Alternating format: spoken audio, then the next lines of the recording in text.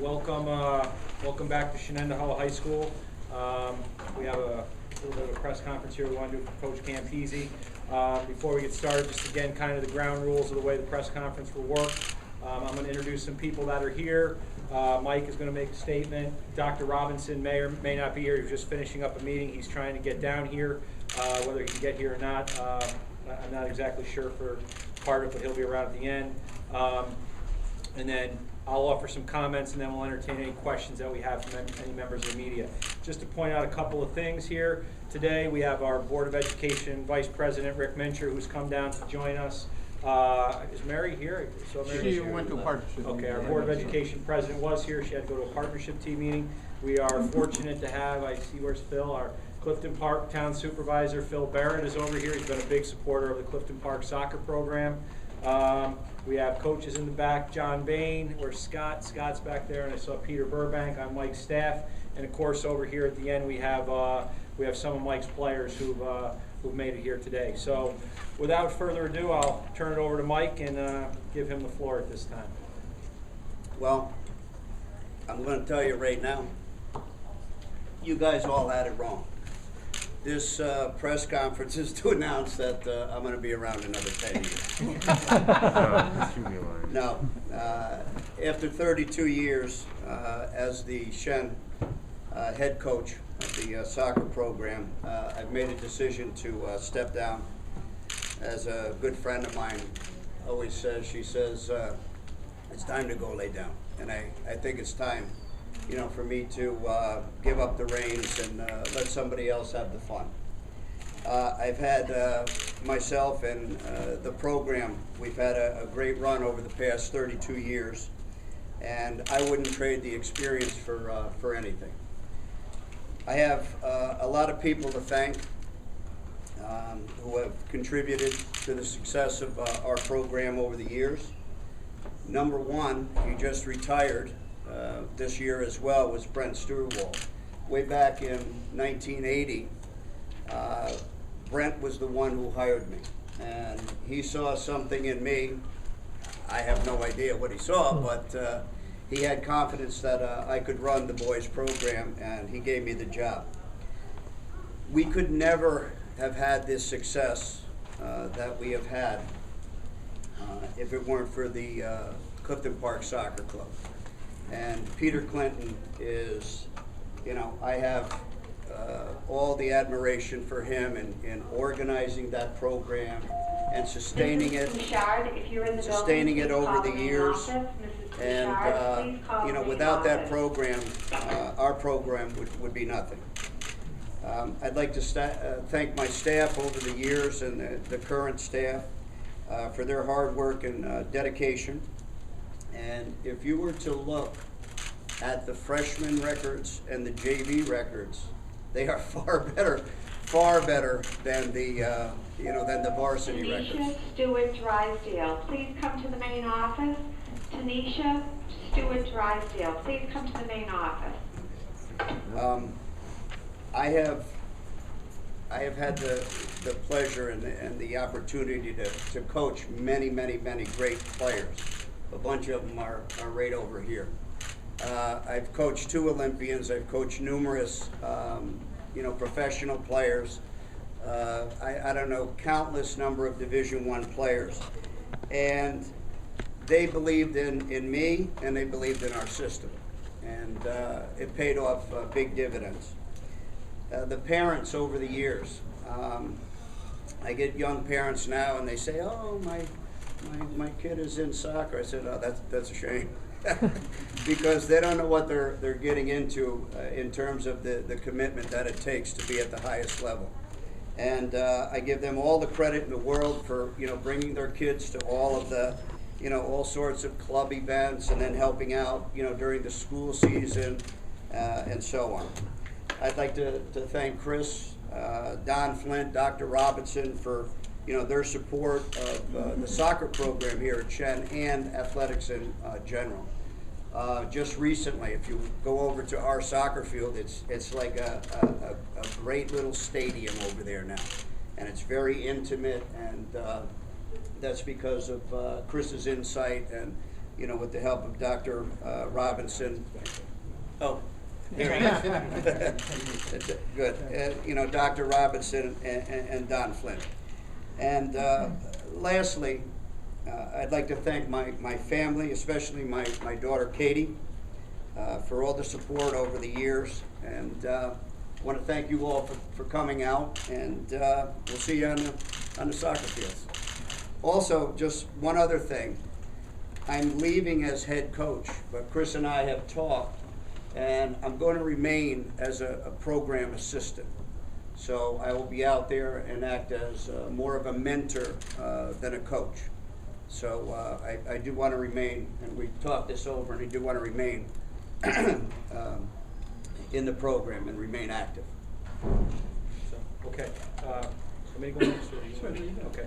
I would just like to add that Mike has been an invaluable member of our athletic program. I think if you look at on his bio the record that's out there, it speaks volumes about, you know, what kind of program he's run and the types of student athletes that he's put on the soccer fields.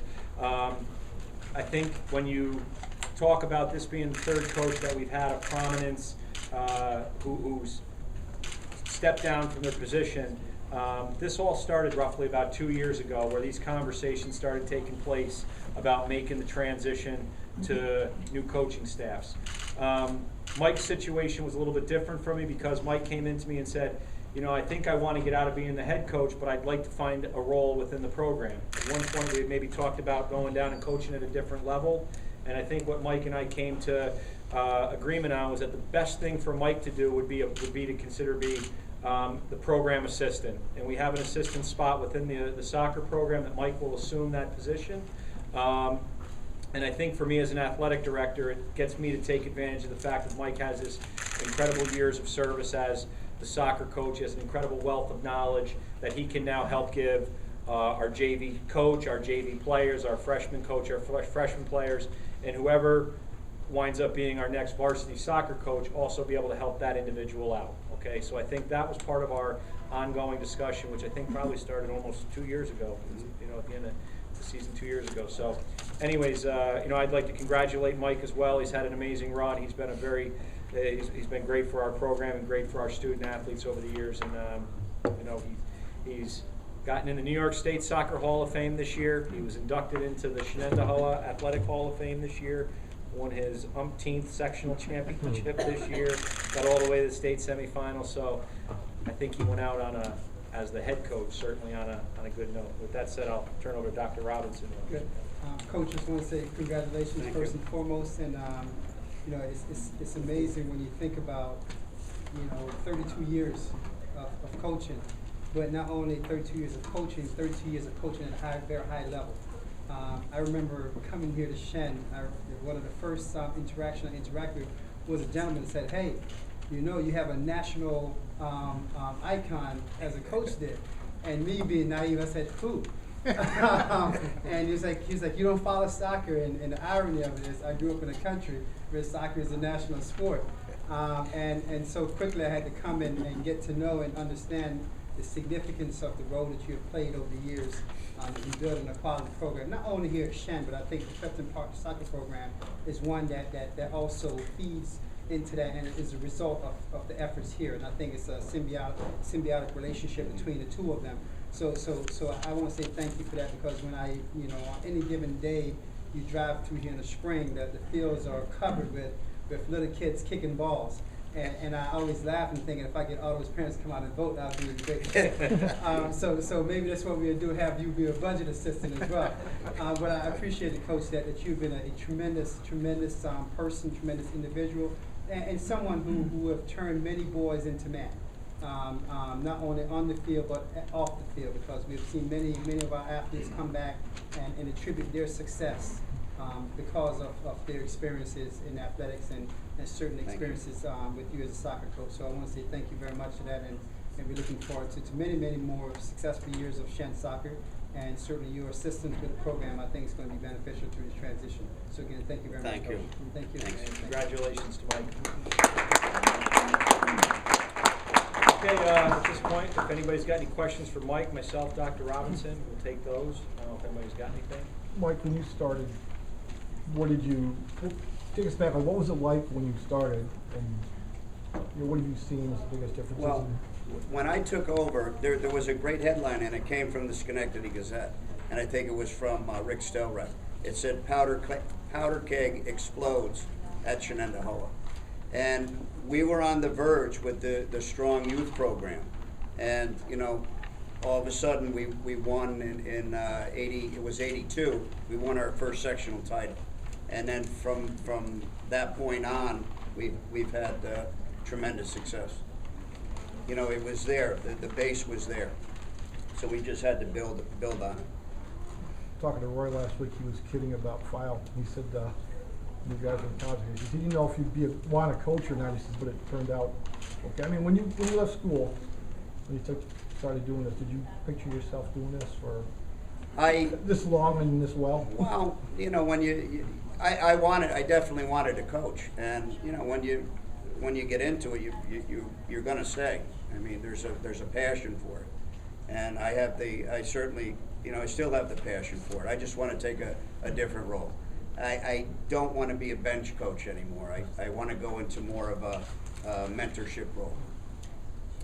Like Chris said, that you guys have been talking about this for a couple of years. Why was this the right moment after this season, this timing? It gets to the point. I've been doing this, not only with the school program, but I've been doing it at the youth level as well for 32 years, and it just gets to a point, and I know that when I pass this on, I'm going to pass it on to the right people, and my mentor, his name is Nick Zlatar. He says, you're going to be judged on not what you did in the program, but how the program carries on after you leave.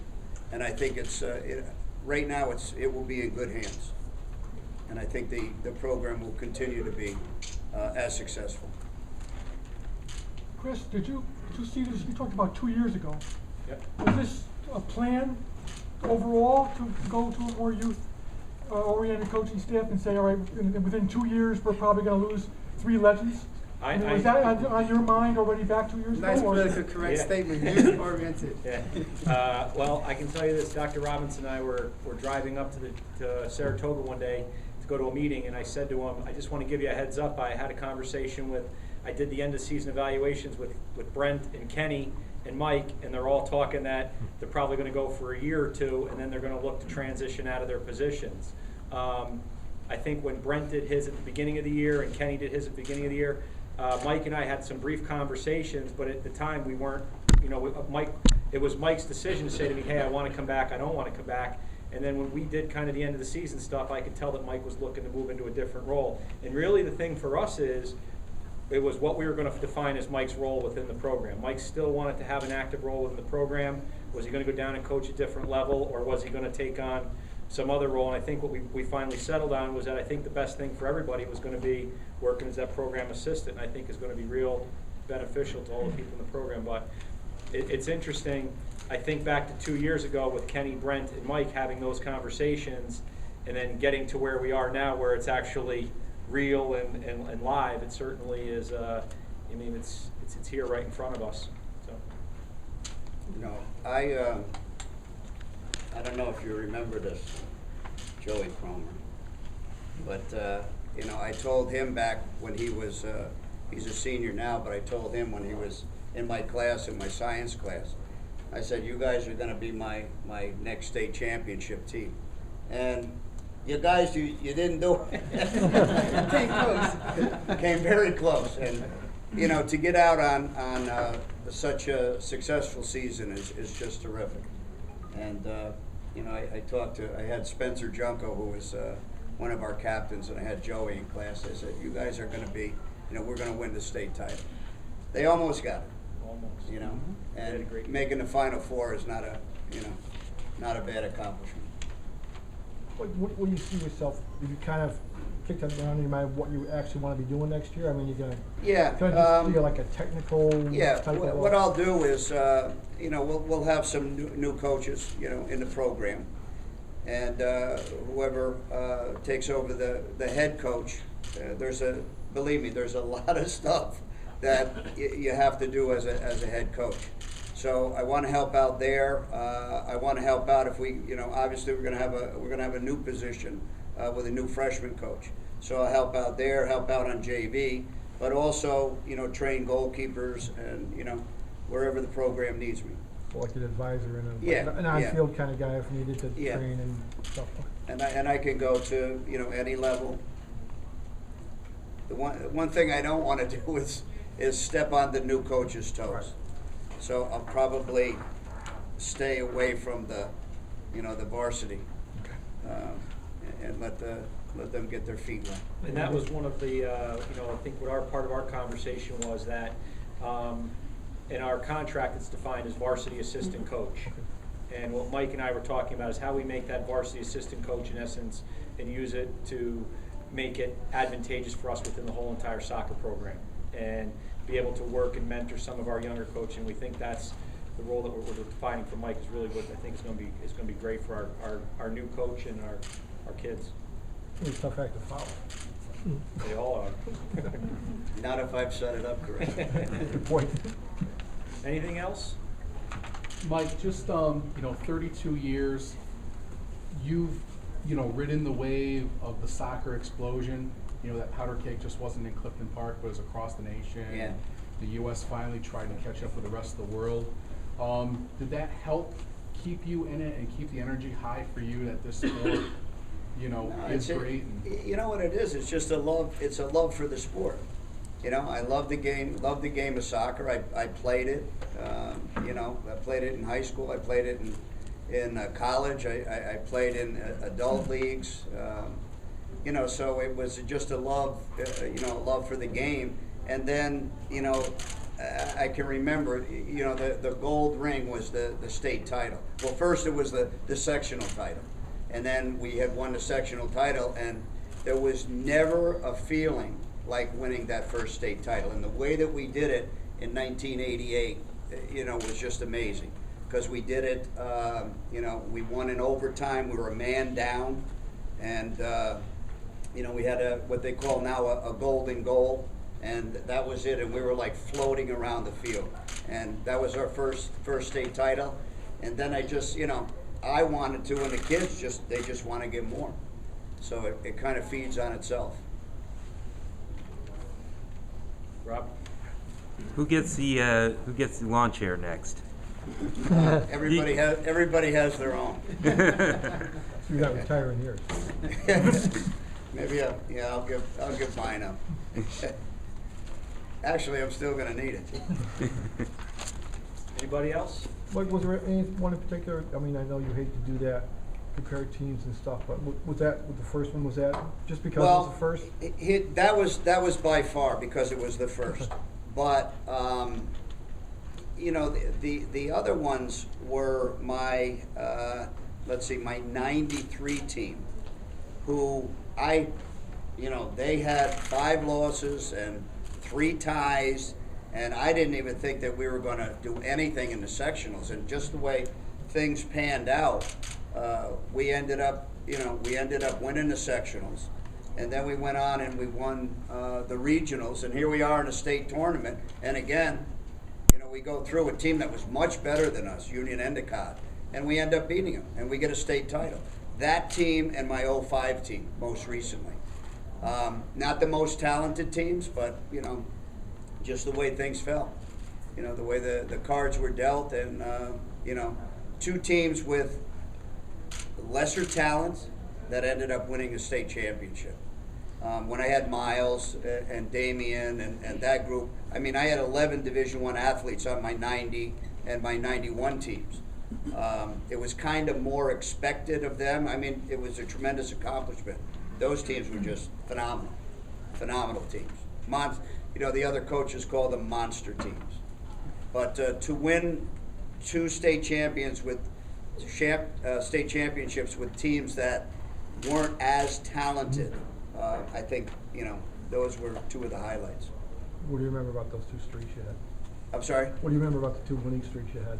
The winning streaks? Those just aren't. Those are things that just don't happen. What happens is you just get on a roll, and the kids believe that they can't lose. You know, and they, you know, in adversity, and there were many times during that one streak that we had 70, you know, a 70 game unbeaten streak, that we were down. I can remember in a section, it might have even been the quarterfinals. We were down to Saratoga, and you know, I can remember Miles Joseph coming on a free kick, and just the determination in him striking the ball, and he put his whole effort into it, and he tied the game, and we ended up winning it. I mean, they refused to lose, and you know, after the streak, it was that team that I just talked about had lost 5 games and tied 3, but they went on to win the state championship. Is it harder to run through a streak like that, given the competition you guys are playing, or to win a state title, or it's 2 different animals? I'm just amazed that they did, because soccer is such a fickle game. You know, 1 goal here or there, and you know, to do that, it's just a tremendous accomplishment.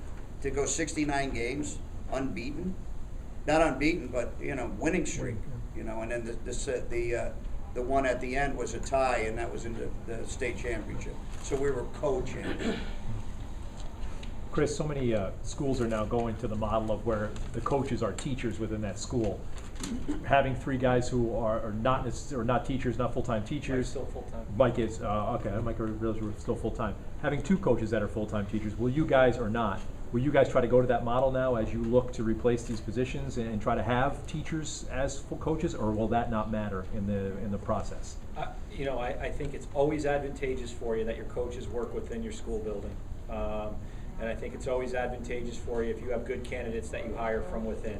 And I think, you know, and in particular this position, I think we have some good people, again, internally for boys soccer position that, you know, I think would be a good head coach and could potentially follow in Mike's, you know, very big footsteps, but is probably ready for the position, you know, and again, to see how that shakes out. But our goal is always to hire from within if we have good people. And Chris, it's probably too early to ask who that's going to be. Well, it is. Well, you know, we're going to post. We'll post the position. I think in this case, though, I think, you know, Mike. You know, I think we have some good, strong internal candidates. You know, and you know, it'll be fair. It won't be a long, drawn-out process. I think. I would say to you we're thinking middle of February, end of February, we'll have. You know, I'll make a recommendation to Dr. Robinson for both the football and the soccer coach for next year. So that's kind of what we're looking at right now. Okay. All right. Chris, do you want to get a picture of Oliver, Mike, and I?